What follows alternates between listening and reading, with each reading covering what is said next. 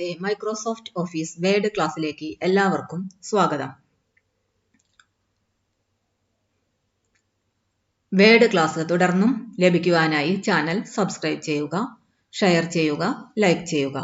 ഇന്ന് നമുക്ക് വേഡില് cover page എങ്ങനെയാണ് ഇൻസേർട്ട് ചെയ്യാമെന്ന് നോക്കാം. അതിനായി നമ്മുടെ മൈക്രോസോഫ്റ്റ് ഓഫീസ് വേഡ് ഓപ്പൺ ചെയ്ത് എടുക്കുക.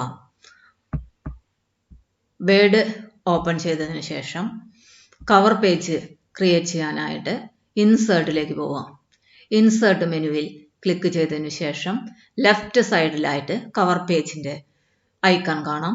അതിൽ ഡ്രോപ്പ് ഡൗൺ ലിസ്റ്റിൽ ക്ലിക്ക് ചെയ്യാം. ഡ്രോപ്പ് ഡൗൺ ലിസ്റ്റിൽ ക്ലിക്ക് ചെയ്യുമ്പോൾ നമുക്ക് കവർ പേജുകൾ കാണും. നമുക്ക് ആവശ്യമായിട്ടുള്ള കവർ പേജ് എടുക്കാം.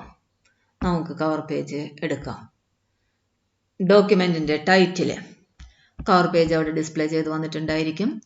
നമുക്ക് കവർ പേജിന്റെ ടൈറ്റിൽ, ഡോക്യുമെന്റ് ടൈറ്റിൽ എന്താണോ കവർ പേജിന്റെ ടൈറ്റിൽ എന്ന് വെച്ചാൽ ആ ടൈറ്റിൽ ടൈപ്പ് ചെയ്ത് കൊടുക്കാം.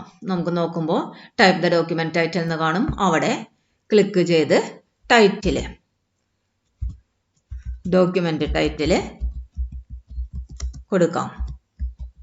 എന്താണോ നമ്മൾ ക്രിയേറ്റ് ചെയ്യുന്ന ഡോക്യുമെന്റ് എന്ന് വെച്ചാൽ ആ ടൈറ്റിൽ കൊടുക്കാം.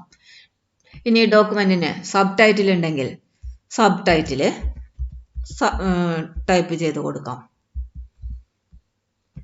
ഇനി നമ്മുടെ ഡോക്യുമെന്റിന്റെ അബ്സ്ട്രാക്റ്റ് എന്താണോ, ഷോർട്ട് സമ്മറി, ഡോക്യുമെന്റിനെ കുറിച്ചുള്ള ഷോർട്ട് സമ്മറി, നമുക്ക് ഡോക്യുമെന്റിന്റെ കണ്ടന്റ് എന്താണോ ആ ഷോർട്ട് സമ്മറി അബ്സ്ട്രാക്റ്റിൽ ടൈപ്പ് ചെയ്ത് കൊടുക്കാം.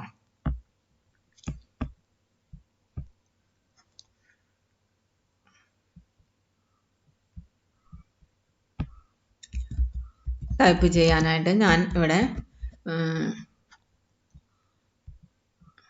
സെർച്ച് ചെയ്യാണ്. കവർ പേജിന്റെ ഹെൽപ്പിൽ എടുത്തിട്ട് സെർച്ച് ചെയ്തു.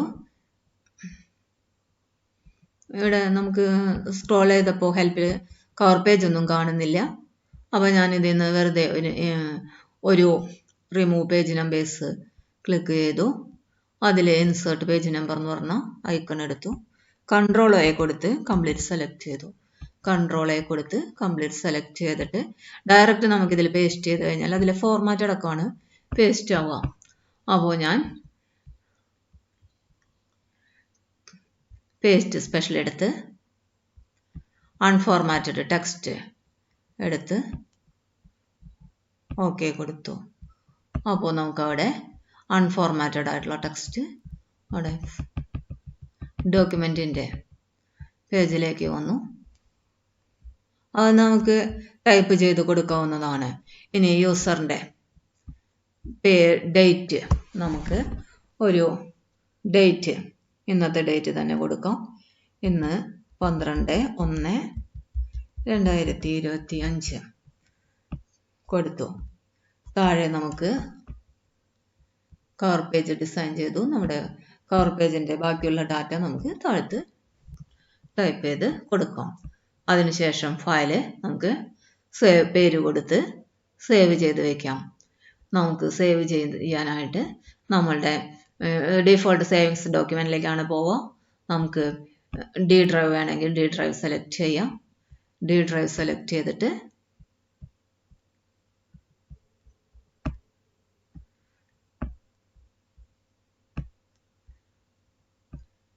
നമുക്കൊരു ഫോൾഡർ ക്രിയേറ്റ് ചെയ്യാം.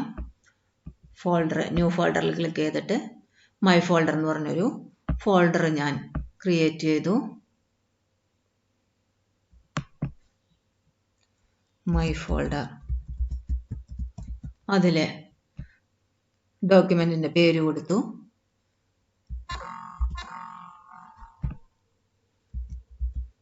ഡോക്യുമെന്റ് നെയിം കൊടുത്തു. സേവ് കൊടുത്തു. കവർ പേജ് സേവ് ആയിട്ടുണ്ട്. ഇന്നത്തെ ക്ലാസ് നമുക്ക് ഇവിടെ അവസാനിപ്പിക്കാം. ക്ലാസ് ഇഷ്ടപ്പെടുകയാണെങ്കിൽ ലൈക്ക് ചെയ്യുക, ഷെയർ ചെയ്യുക. വേഡിനെ കുറിച്ചുള്ള ക്ലാസ് തുടർന്ന് ലഭിക്കുവാനായി ചാനൽ സബ്സ്ക്രൈബ് ചെയ്യുക.